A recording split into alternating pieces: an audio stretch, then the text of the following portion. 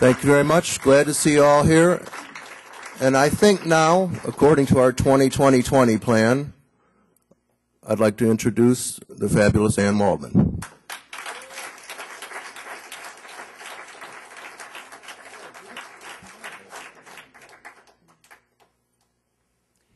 Thank you all. Wonderful to see you here and to be in this gorgeous room, very auspicious room, great honor.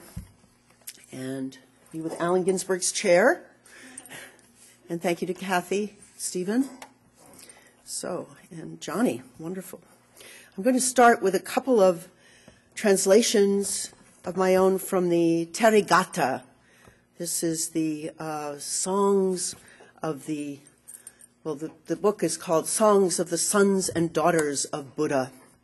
And the Therigatha and Therigatha go back to the Pali Canon, the first instance of gathering up these texts and poems in about 80 BCE. And the notion there was to bring these things to kind of literal form.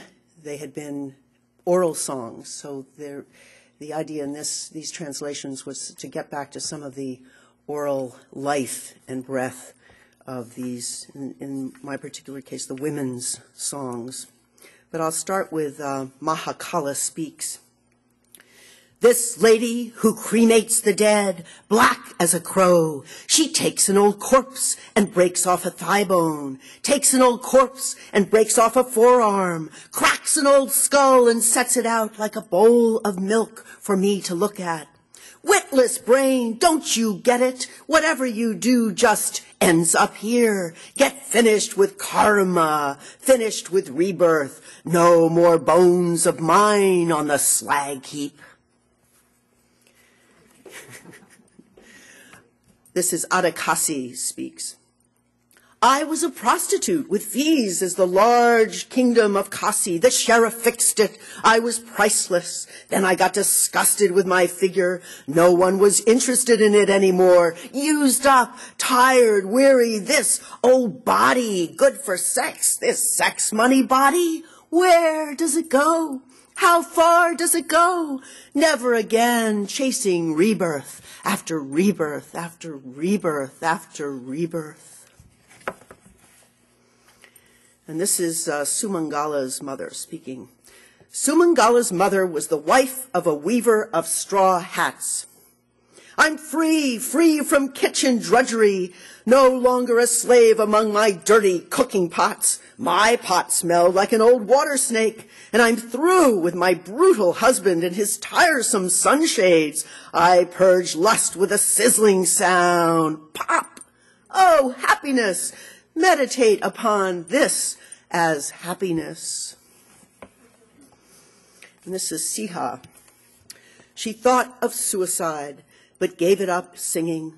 Distracted, too passionate, dumb about the way things work. I was stung and tossed by memories, haunted, you could say. I went on like this, wandering for 7 years, thin, pale, desperate, nothing to hold me. Taking a rope, I went to the woods. Hanging is better than this low life. The noose was strong. I tied it to the branch of a tree, then flung it round my neck, when suddenly, look, it snapped. Not my neck, my heart was free. So these women this is hundreds of years before the Pali Canon. So interesting history there. And this little book by Shambhala has stories of some of the origins of these songs.